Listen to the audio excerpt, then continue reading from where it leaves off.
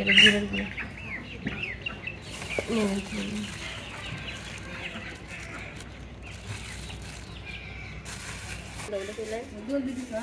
সব আদা দেন এই রাঁধুনি সব সুন্দর না অত দেন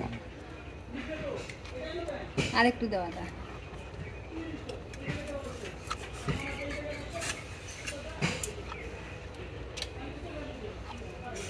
লাগবে না বাবা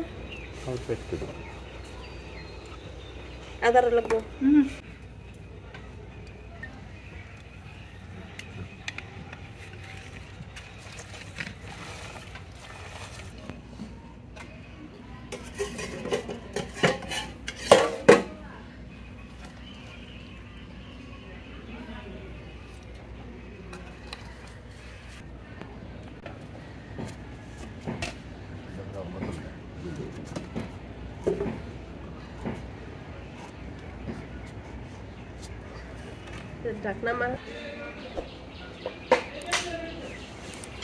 আসসালামু আলাইকুম, আশা করি সকালে ভালো আছেন।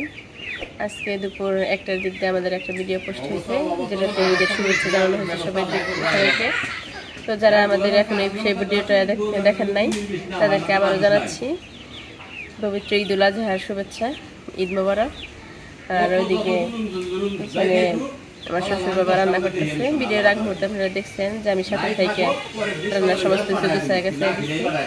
তো বাবা বাকি রান্নাটা করতেছে, রান্নাটা প্রায় শেষের দিকেই। আর রান্নাটা শেষ হইলেই কিন্তু আমরা সবাই খাওয়া দাওয়া করবো। এখন মনে হয় বেলা বাজে 4:30 মতো। তো আমাদের দুপুরের খাওয়া দাওয়াটা এখনো হয় নাই। তো আজকে কিন্তু রান্না বান্না খাওয়া দাওয়া পর্যন্ত শেষ হবে না। আজকের ঈদুল আজহা উপলক্ষে সারাদিনের যে মুহূর্তটা, কিছু মুহূর্তটা আমরা মানে ক্যামেরা বন্দি করে রাখছি, আর কিছু মুহূর্ত আছে যেগুলো আমি আপনাদের সাথে মুখে বলে শেয়ার করব। আর আজকের ভিডিওর টাইটেল যেটা, সেটা দেখা অথবা ভাববেন যে ঈদুল আজহার দিনে এরকম টাইটেল, যেটা কিন্তু সত্যি কথা যে অসময়ের বন্ধুই কিন্তু প্রকৃত বন্ধু। এটা আমাদের জীবনে অনেকেরই আছে, সবার একদিনের জন্য হলেও আসে, বোঝা যায় যে দুঃসময়ে যে পাশে থাকে সেই কিন্তু হলো প্রকৃত বন্ধু। তো আজকে এই টাইটেলটার বিষয় নিয়ে একদম খোলাসাভাবে কথা বলতে চাইতেছি না। তো যারা আজকের এই দিনে আমাদের পাশে ছিল তাদেরকে আন্তরিকভাবে আর কি ধন্যবাদ জানাইতেছি, তাদের প্রতি আমরা কৃতজ্ঞ। চারিদিকে রান্নাবান্নাটা প্রায় শেষের দিকেও, আর রান্নাবান্নাটা খাওয়ার মুহূর্তটাও আপনাদের সাথে শেয়ার করব।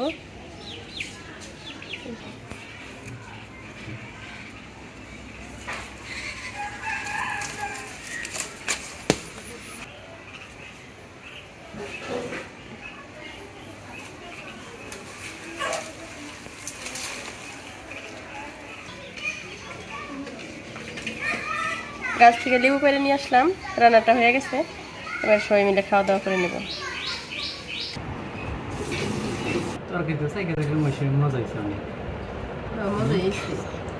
আর বাবা রান্ধে এমনি তো বেশি মাংস যখন রান্না করে মজা হয়। মামা মজা হয়েছে না? খাই নাই, আমার আগে খাবার খেতেছে, পরে খাবো।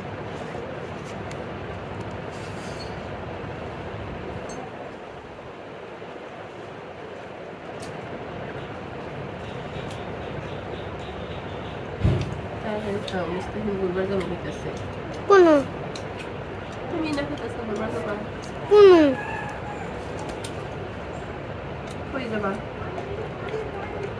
পাথর মসজিদ গুরবার যান মা ওই কে দিছে।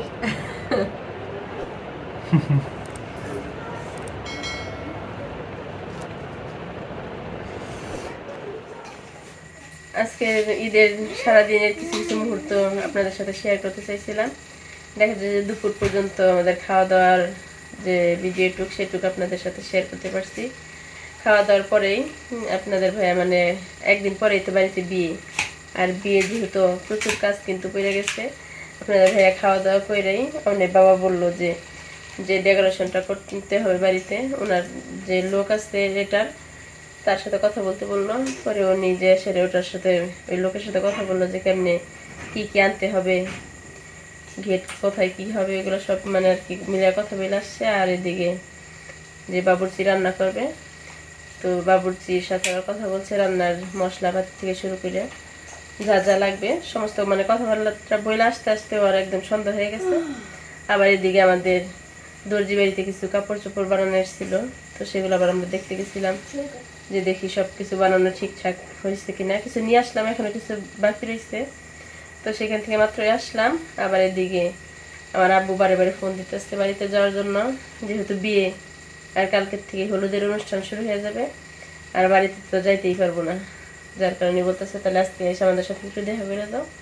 তো এখন আবার এই অবস্থায় বাড়ি যাব, যেহেতু বাবার বাড়ি একদম কাছেই, দেরি লাগবে না যাইতে, ভ্যানে চললেই একটুক্ষণের মধ্যে আমি বাড়িতে চলে যাবো।